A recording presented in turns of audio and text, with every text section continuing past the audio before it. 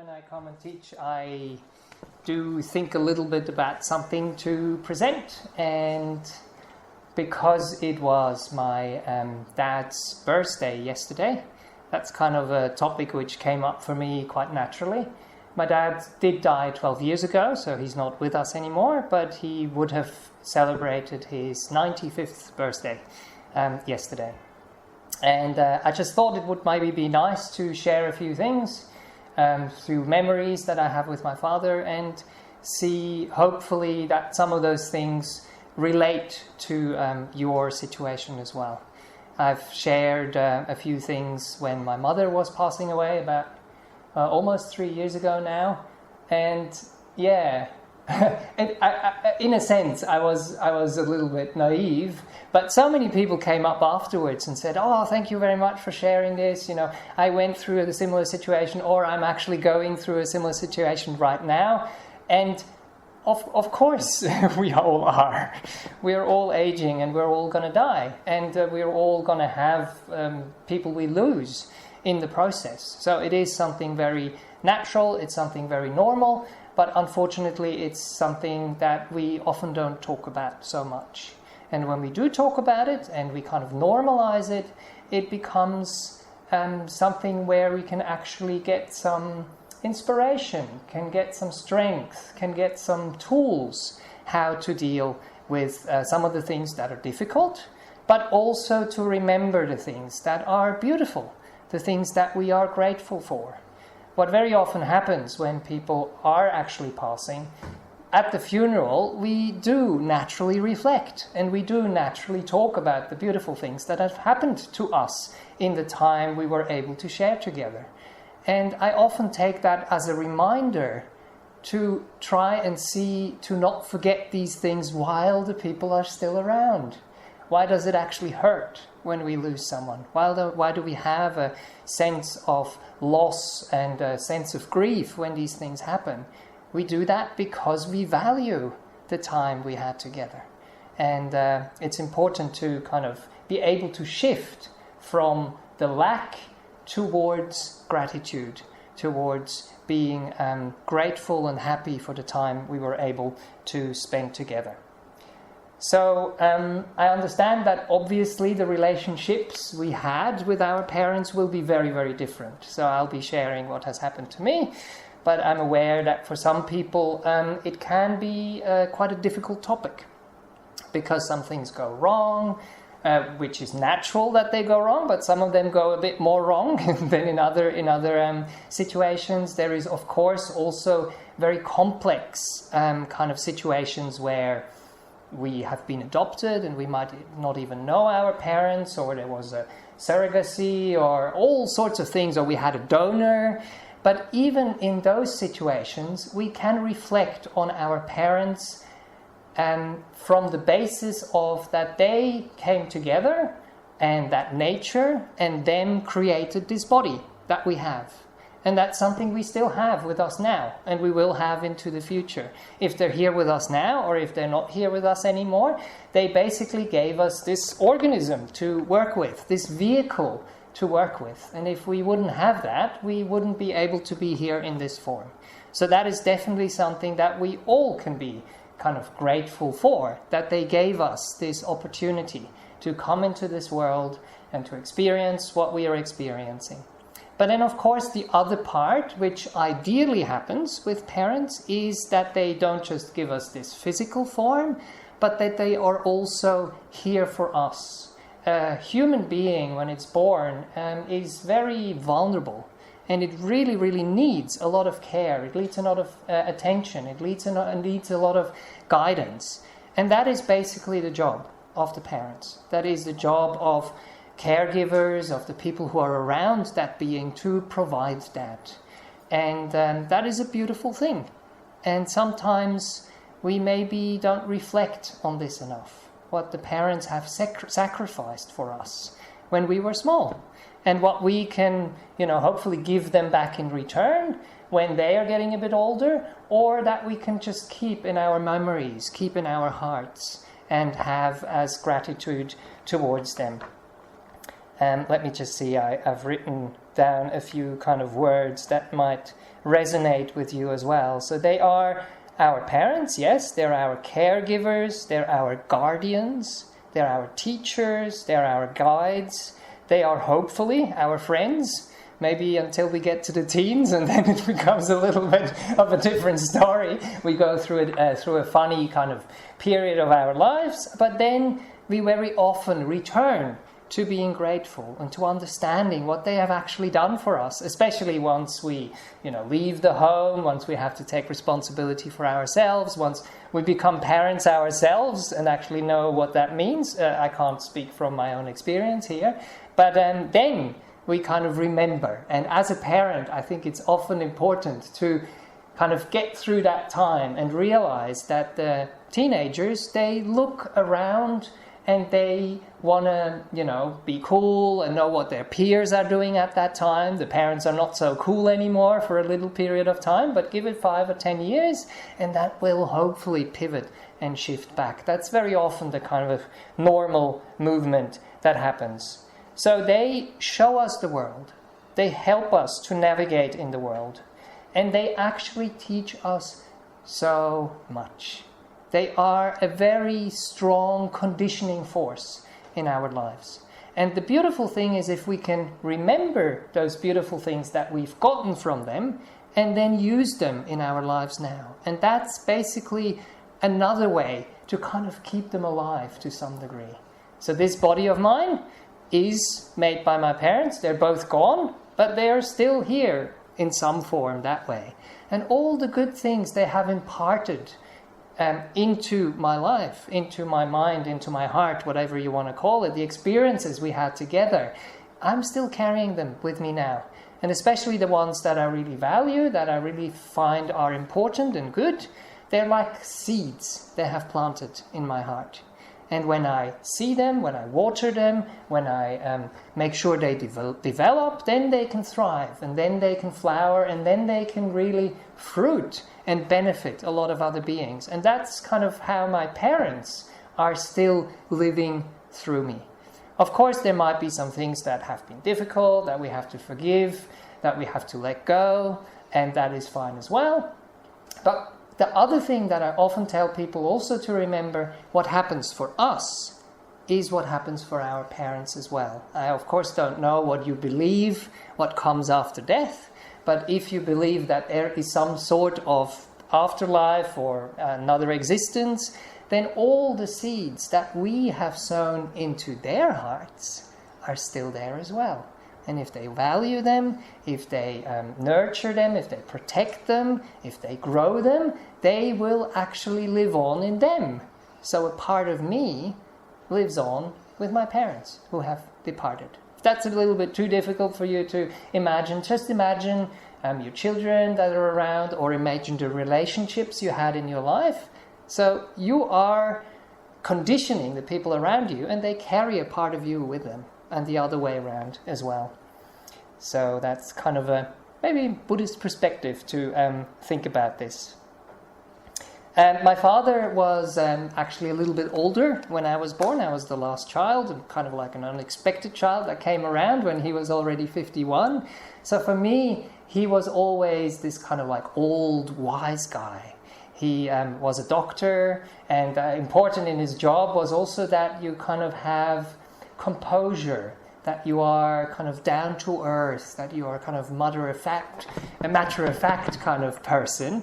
And that's one of the things that I really valued and treasured in my father. He had kind of like a cool, clear head, and that's one of the things that he imparted in me, and that he not just lived in his job. If you are acting as a doctor and you have patients that come to you with some serious conditions, if you freak out, that's not going to be very helpful to your patients, isn't it? So you need that kind of even-mindedness. Of course, I'll tell you a little bit more. That was one of the difficulties that we had along the path, because he had less of that emotional connection maybe, and less of that kind of spiritual understanding of something. I still remember when he was getting close to his death and being very weak, he would have some kind of what he would call hallucinations. And he was reporting to me and said, I was lying in my bed and I saw this kind of being coming out of the wall. But his way of dealing with that was just like, yes, I just said, no, this is not real, this doesn't exist, and I just let it go straight away. So he just wasn't open for things like that, even as he was getting closer to the end of his life. So I remember just a few things. I don't know what you have with your parents, but even though my father was really, really busy, and he invested a lot into his work, and it was important to him to, be a good doctor, be a good researcher, but he still found time to be with us children. And one of the things I remember is that he would cook for us. That was kind of his love language, or his way of showing to us that he really cared about us. Or that he would take us out on the weekends. And one of the things I remember is also we would go fishing. And even though we wouldn't talk a lot, he wasn't a man of many words, but just his presence and being there. And I was actually happy if I didn't quite catch anything, because even back then, whenever I would catch a fish, I just couldn't kill it. I think a couple of times when it happened the first time, I did, but I felt so bad that I just couldn't do it. I think he had to do it. And I didn't mind if I didn't catch anything. If we could stand there for a couple of hours and just, stare out into the water and be in silence together, I didn't really need anything else. And that's also when he was dying. A lot of people were asking me, did you have all these deep conversations, and did you solve all these problems that you needed to solve? Yes, there were a few things that we had to do, his apartment, and sign the things and organize a few things and make sure that what happens after he dies, what he wants to do. But again, he dealt with that very, matter of fact, and then it was kind of over. And most of the time, we were just hanging out with each other. He was having his meal, and I was supporting him, or I was helping him. And that was enough. In those times, we don't really need more than that. And in a lot of other times, we don't need that as well. And it's often actually a sign of a good relationship that we can be silent together. Not because we don't want to talk, or because we are kind of giving each other the silent treatment, as they call it these days, but just because we feel comfortable in each other's company. And that is something that actually relates to meditation as well.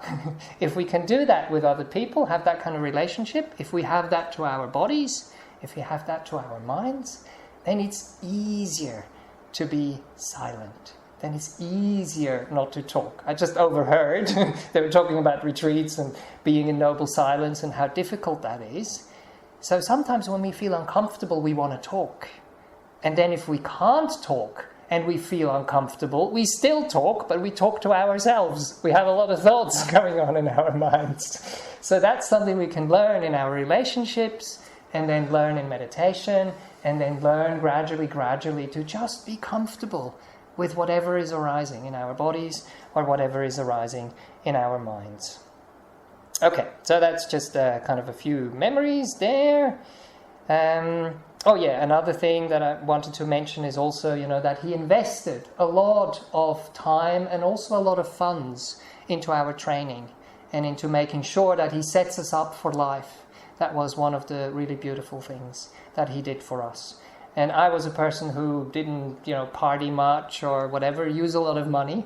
So when I did eventually become a monastic, they gave me a certain amount of money, both of my parents together. My mom wasn't working, but of course, she was looking after us, so she was part of that deal as well. And I was quite pleased that I was actually able to give that exact amount of money that they put aside for me to have a good life to both of them. So double the amount, one to my father and one to my mother. And then also, usually when you become a monastic, you give up your bank accounts, your credit cards, your whatever. And I was able to kind of give some gifts to my parents that meant something to them. Like for my father, they have this thing called Generalabonnement, which is like a card that allows you to use all the public transport in Switzerland for 1 whole year. So that is one kind of gift that I could give my father. And my mother, she was able to come to Australia and be here when I became a monastic. So I flew over there, I picked her up, we flew back, and then after my ordination was done and I stayed here for 2 weeks, we flew back together away, again, me as a novice in robes already. So I didn't max out my credit card, but it was blocked because I've never used up so much money before. So I had to ring them up and say, no, this is okay. It's not someone going crazy with my credit card. It's actually me booking the flights for myself and for my mother. Yes, one of the things that my father also wanted for me is to broaden my horizons. So he was always very happy to encourage me to try out things, to travel. He was even the first person who gave me a Buddha statue because he knew that I was interested in Buddhism. But what he didn't know is that I would move in that direction a little bit more than was comfortable for him.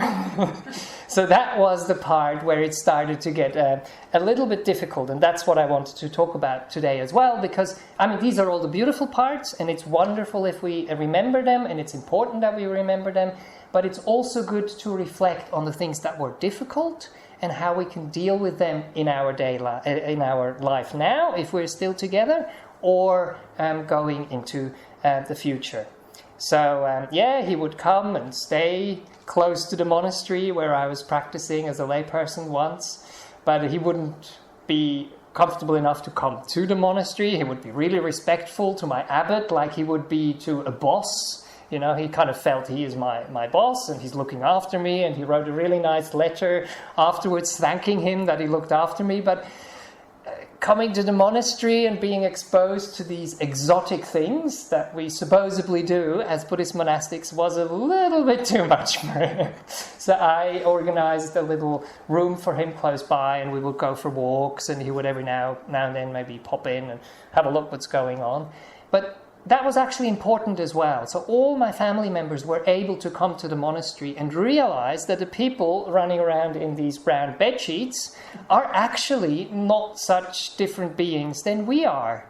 They have a different kind of orientation in their life, and they are following something that might be a little bit weird, but they are normal human beings that are actually hopefully relatable. So that was beautiful to kind of slowly introduce that to my parents.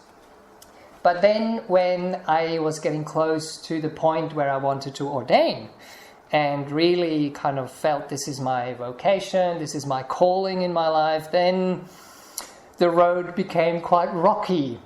And he basically even threatened and said he wouldn't talk to me anymore if I took that step to become a monastic. And that was quite tough.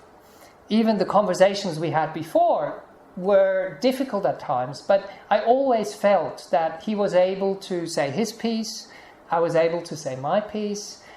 I didn't try to convince him. He didn't sort of try to convince me. And we had enough respect for each other that we didn't get angry with each other at that time. But we couldn't find common ground. We couldn't really agree. That is something which took more and more time. So, yes, I talked about... Oh, yeah, and I even just... when you're starting to stay in the monastery, you start to wear white. So I started to wear white and to shave my head. And then when I would come home for a holiday, so to speak, he would feel uncomfortable and say, "Oh, can't you just, share the normal or wear the normal clothes?" So I started to wear a little bit kind of beige-ish to adjust a little bit, but I didn't really want to go back all the way. So it was this kind of give and take over many years. But when I finally made the decision to become a novice monk, which is kind of the first step in this whole process, even with this kind of threat hanging over my head and considering it really deeply, because I knew he wanted to send me a signal, but I still did it because I realized at some stage, when you're at a certain age, it is your life, really, that you have to make decisions about. And you have to be happy with what you're doing. And you respect you really give it a weight, what your parents tell you. But there comes a time, I mean, I wasn't a teenager, I was beyond that at that time, but even then, to be a little bit rebellious, to be aware of what you need, what your calling is, what you want to do in life, and to do those steps. And even if you don't have the support fully from your parents at that point in your life. With my mother, it was a different story. She wasn't 100% supportive, but she was kind of like, yeah, even it's like if you would have brought a girl back home and I wouldn't be 100% happy with her, if I would see you're happy with her, I would support you. She had that kind of motherly care, where the fathers very often, I mean, again, it's a cliche, but very often they are a little bit more goal-oriented or kind of like status-oriented. They try to see you in a certain way in life, and if you don't do that, it can be very difficult for them. But again, I ordained. 2 weeks later, I hopped on a plane with my mom. I flew back to Switzerland, and he was at the airport, and he gave me a hug, and we never that discussion was basically dead. And over the years, I noticed that his kind of reluctance even changed. So he was observing me, he was observing the people and how they reacted to me.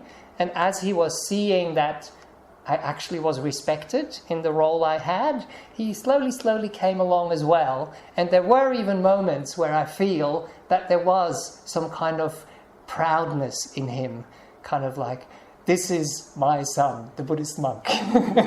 So then it kind of like really shifted, which was beautiful. And I did eventually also get permission, because that's one of the things you try to get before you become a fully ordained monastic, to get the permission of both of your parents, if at all possible.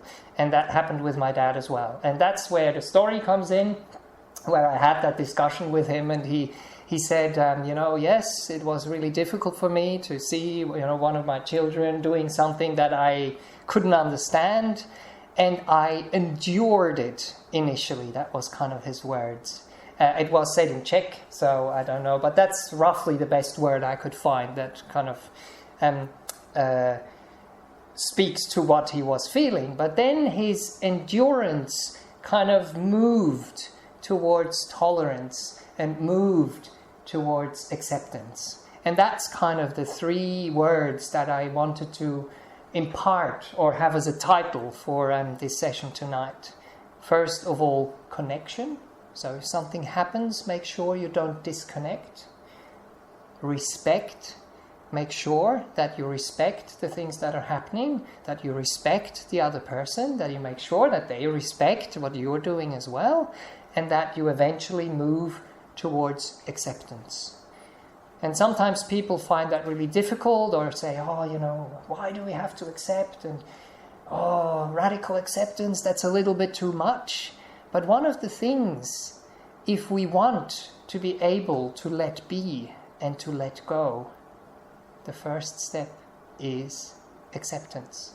It doesn't mean that we agree fully with what that thing is, that we think we can't accept, but we accept that it is there. We accept that this is my son doing this thing I don't like. You have to accept that, first of all, to be able to work with it, to be able to have the respect, and to be eventually able to just say, okay, it's not my life. And that's when the chicken and the duck story came. For the people who know Ajahn Chah, there is a famous chicken and duck story, but this is the chicken and duck story of my father. He said, this is how I felt. In the early days when I was a little boy in Czech Republic, when farmers had ducks, they realized that especially the ducks which are bred, they forget how to look after their eggs properly. And they don't incubate and sit on their eggs for long enough. And then also, apparently, they're not so good parents. They're just so much, involved in checking their Instagram and seeing what's happening on the phone. Oh, no, of course, that's not the case. But they're so somewhere else that they can't be there with their child and can't look after them as they should. So what they do is they take the eggs and they sneak them into the nests of the hens, because the hens, they have a very strong parental instinct of, first of all, sitting on their eggs without fail and turning them around and making sure they are incubated and kept warm. With duck eggs, they even spend 8 more days or 7 more days, 1 more week to incubate them. And then once that chick comes out of the egg, I guess they realize it looks a bit different. But they have this kind of instinct where they just accept it as their child. And that's what kind of happened, you know. I have the genes of my father and my mother, but in Buddhism we believe I don't have the mind of my father and my mother. That comes from somewhere else. So that's kind of the appearance of the duckling in that situation. And they accept it and they care for it and they feed it and all that. But then there comes the day, and that's the description. My father didn't talk much about emotions, but that was spot on. He said, the moment where the chicken walks past a lake or a pond with the duck, it literally takes to water like a duck does. It's imparted into this duckling. It's biology, it's genetics. The chicken hasn't taught it, but it just knows what water is and what to do. And it jumps into the water and it swims away. And the chicken is really distraught. It freaks out and it's flapping its wings and it's calling its little child and running up and down on the shore. And he said, that's how I felt. So it was nice for me to kind of get an understanding of what that process was for him. But I also know that he kind of got over it. Or he realized that, yes, I'm his child, but not really, to some degree. And that's also one of those beautiful things that we can take with us as a teaching for meditation. When we sit and our body does what it does, is it really our body? Kind of, yes. But sometimes it's just a duck and it's swimming. And we don't want it to swim. And we are running up and down on the shore. Or when thinking arises, when emotions arise, are they us? Are they produced by us? Or do they just come into being and we sit on the eggs of those thoughts, of those ideas, of those kind of deeply ingrained views we have, and then they hatch, and then we think they're our own, but there comes this moment where they just do what they do. Where we have to have this same kind of realization, and we have to go through this process of, even then, if they misbehave, if they do what we don't want, to connect, to respect, and to accept. And then the last one is to let be and to let go. Okay, so I hope you can find some of the things in there. I know you won't have the exact same story, and with my mom it will be a different story, obviously. But this just kind of came up because of the occasion yesterday, and I thought it might be a nice thing to share it for meditation.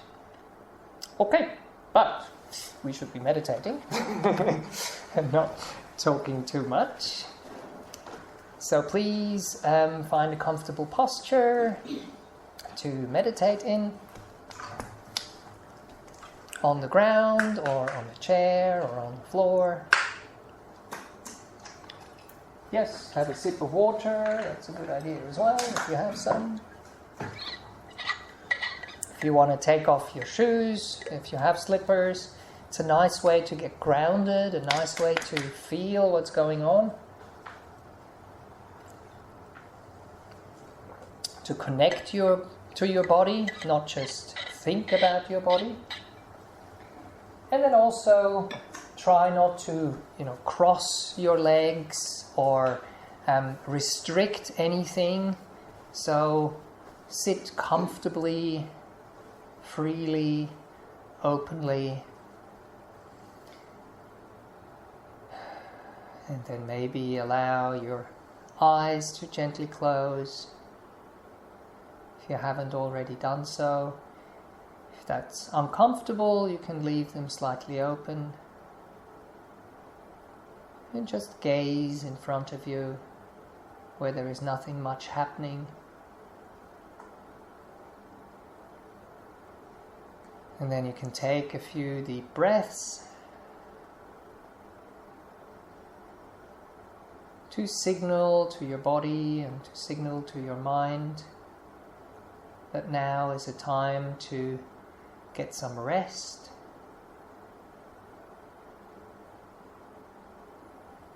Get some settling going. Cultivate some silence, some stillness, some peace.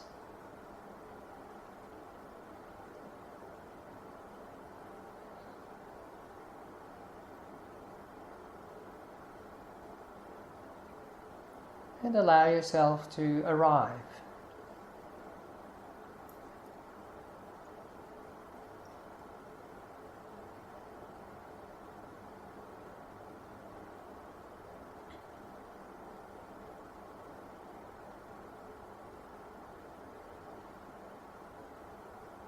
Get some sense of stability, some sense of support, some sense of ease.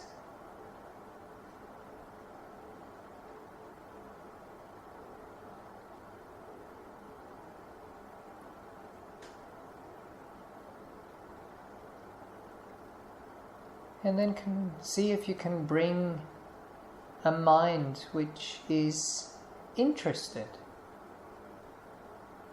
an inquisitive mind,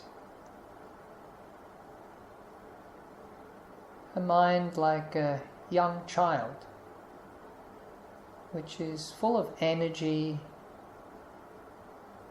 full of zeal, of inspiration,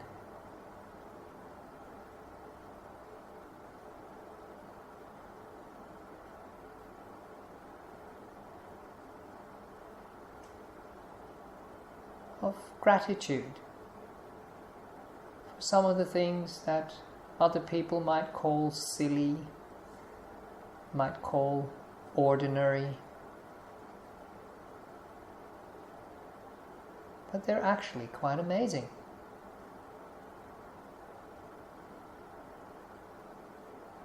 What makes them amazing and interesting?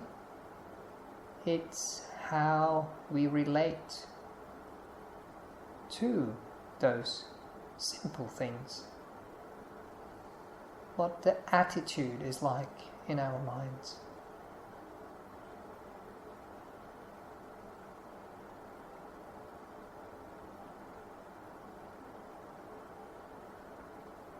And when our minds are open and receptive,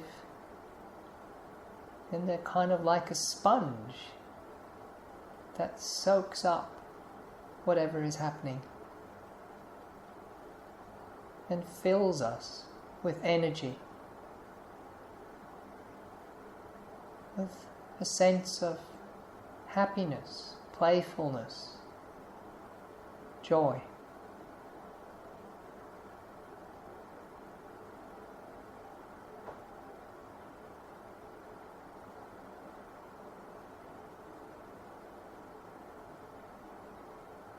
And that will allow the heaviness, the tension to ease, to evaporate, to subside.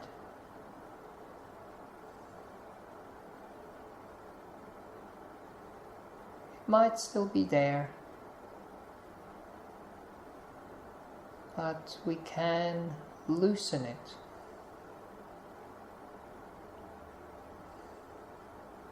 Can make it more smooth.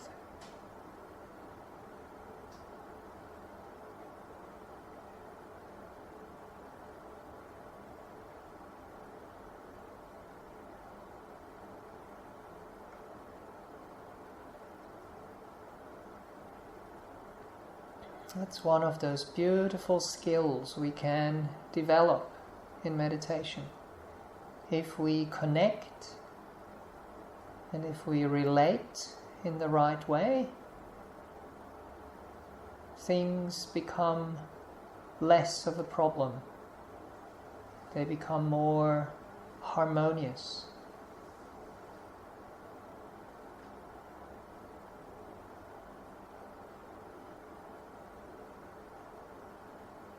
There is a lightness and ease and a peace.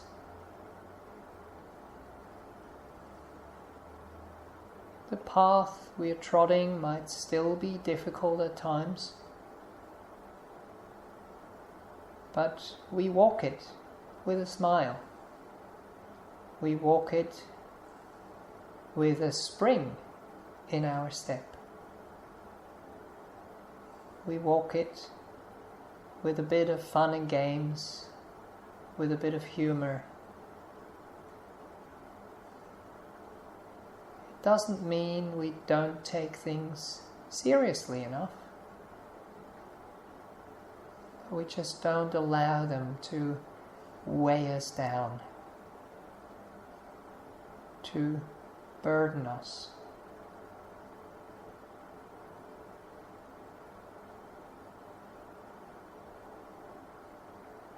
We allow them to wash off like the water purls off a duck's back.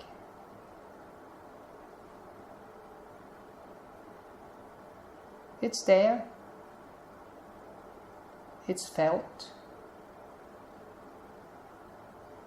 it even uses the water as a support to float on it, but it's not soaked, made heavy and pulled down by it.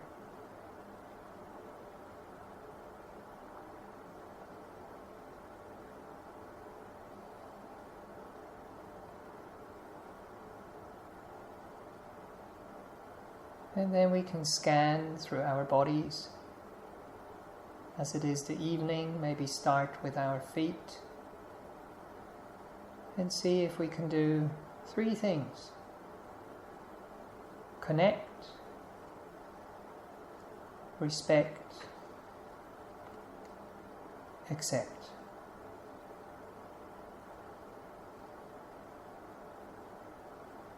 Allowing whatever is there to be there, not pushing it away. Respecting it, caring for it. Letting it be, letting it settle. And if it wants to come and wants to go, even letting it go altogether. Moving to our ankles, moving into the lower part of our legs, connecting, caring, just being there,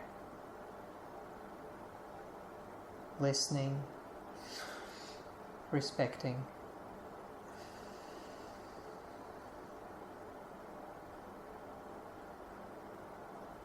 Feeling into our knees, allowing them to be.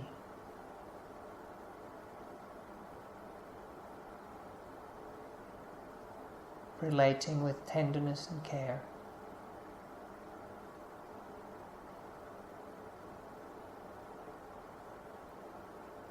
Accepting them as they are.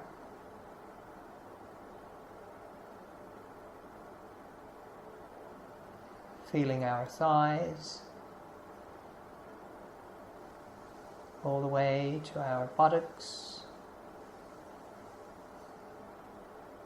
connecting, respecting, accepting.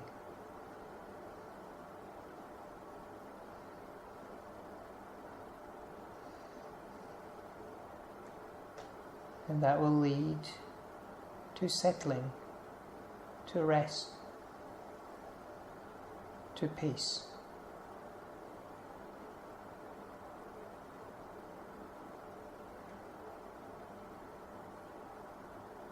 Connecting to our pelvis, to our hips,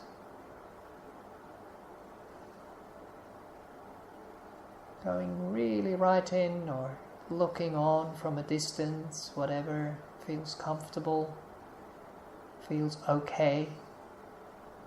We don't want to overwhelm ourselves either. There needs to be balance.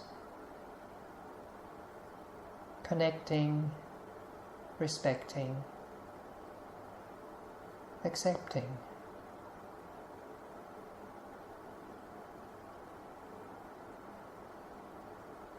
And feeling, knowing, understanding what that does.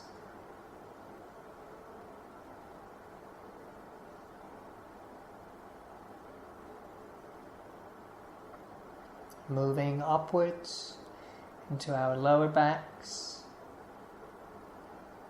all around to our bellies, to all the organs in there.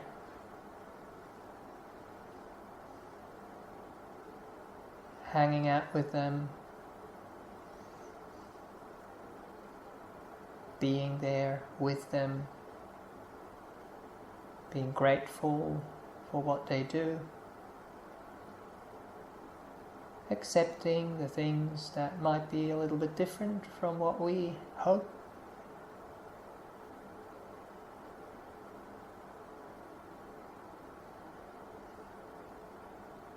Being at ease. Even if there is some discomfort.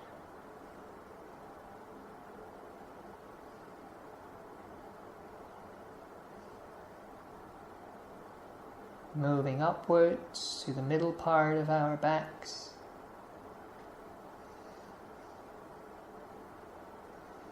Where the diaphragm is and the lungs start. The liver, pancreas, all those organs helping with the digestion.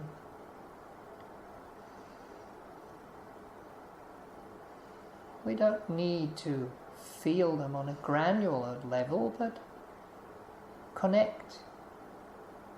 Say hi.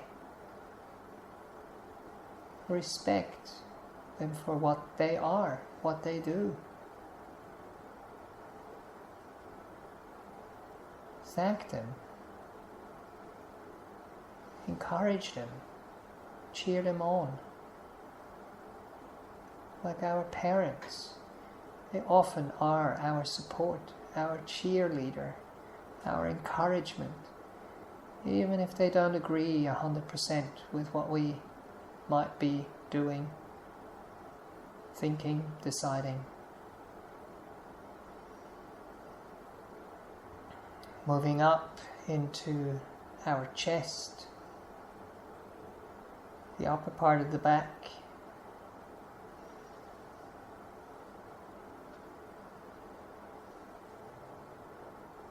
Shoulder blades, shoulders.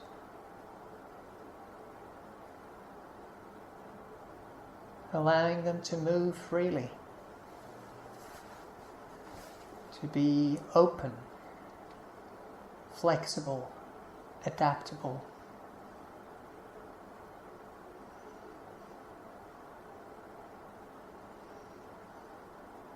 Connecting, respecting, accepting, giving them space.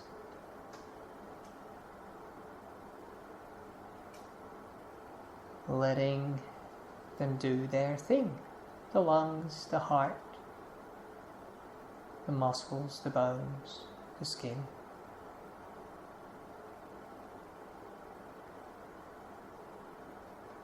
And then we can move into our arms,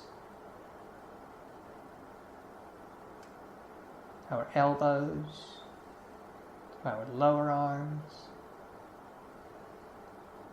to our hands, and feel, are they in the right spot? Are they comfortable? If not, we can move them.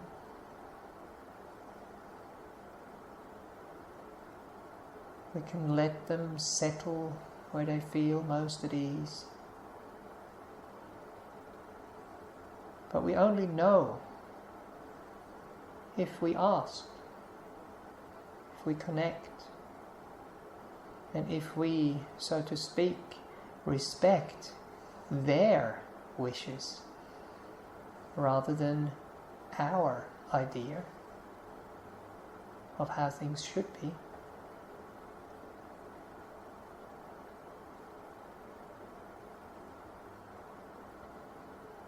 moving into our necks, top part of the spine, muscles, flesh around the whole neck, the back, the sides, the front.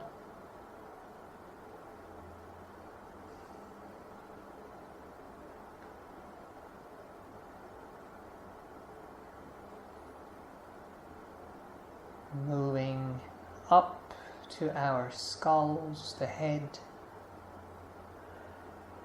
finding a nice balance.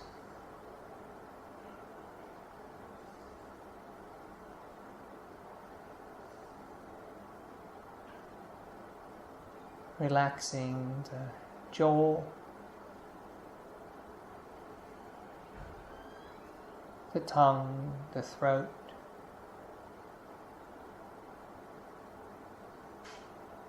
the face,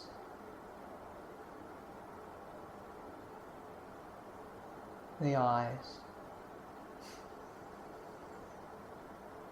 the forehead, the scalp, on top, on the sides, on the back, including the temples and the ears. Connect, respect, accept.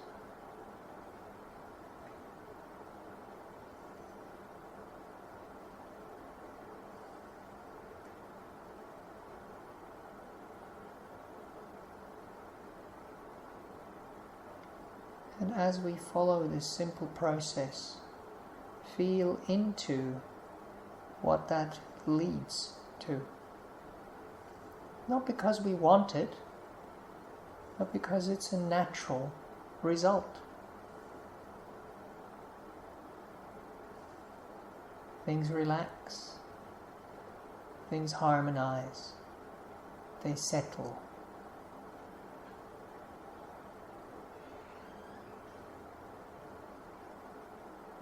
They ease and soften.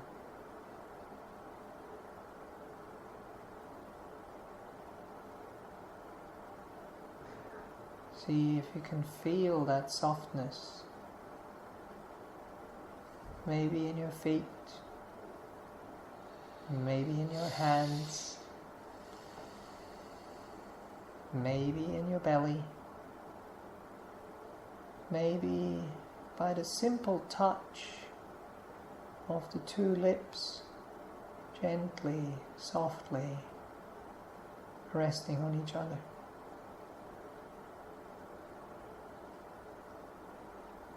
And then allow this gentle, soft, easeful feeling to soak into the rest of the body.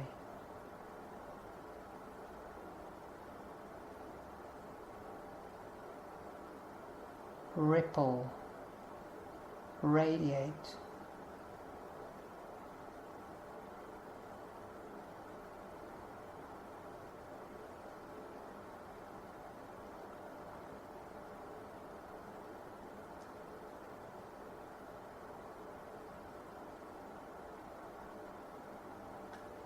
Suffusing the whole body that way.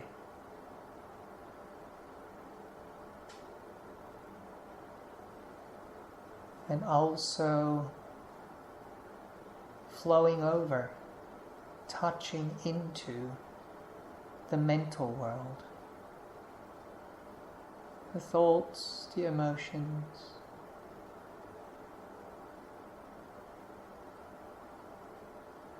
coloring, saturating your mind, your heart with it too.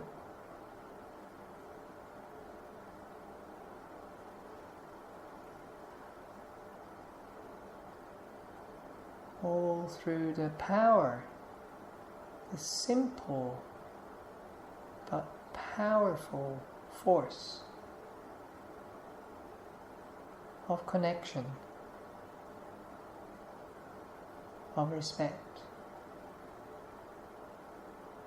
of unconditional acceptance.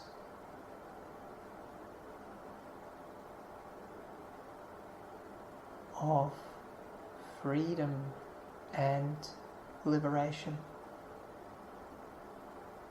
Setting your body free. Setting your emotions and thoughts and your mind free. And in that process, freeing yourself.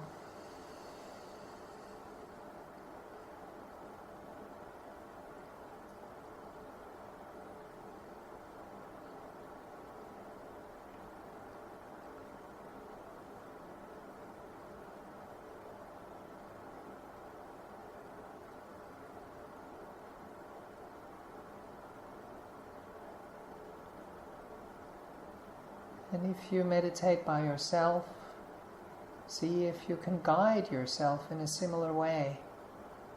And once you have opened the door and been able to connect and walk into the room of ease, peace, settling, stillness, then you can rest there, hang out there. Make it your home. Recharge, re-energize.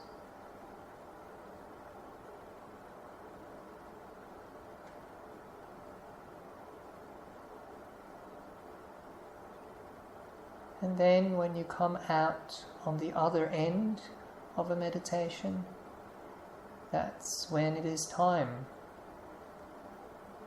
to feel what has changed, to know and to understand what has shifted.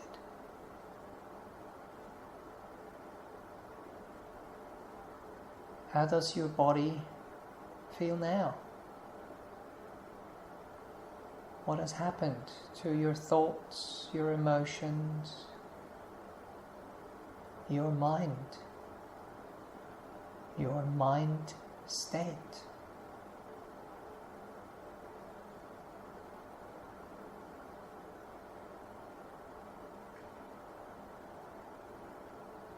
And that's how you're able to come back to these beautiful spaces. And if it doesn't work, if that's even something we can call meditation not working, then we learn and we understand and we ask ourselves, did I connect or did I run away? Did I respect or did I argue? Did I push away? Did I hate? Did I nag?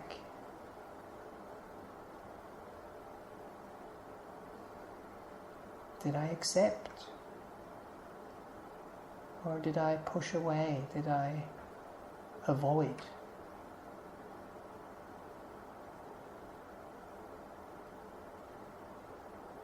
And find a way, a safe way, to do these three things. Gradually, step by step, one meditation at a time. Actually, one breath at a time.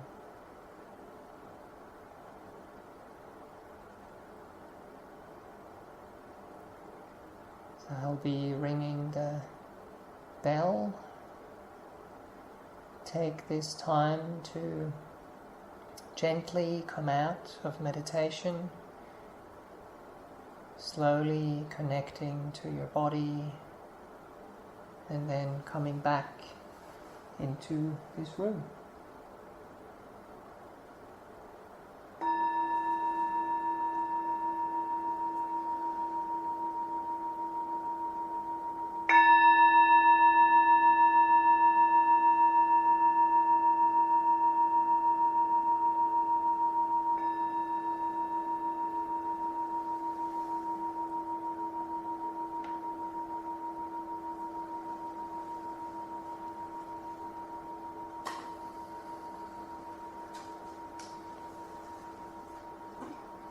Okay. At least one clock says 7:30.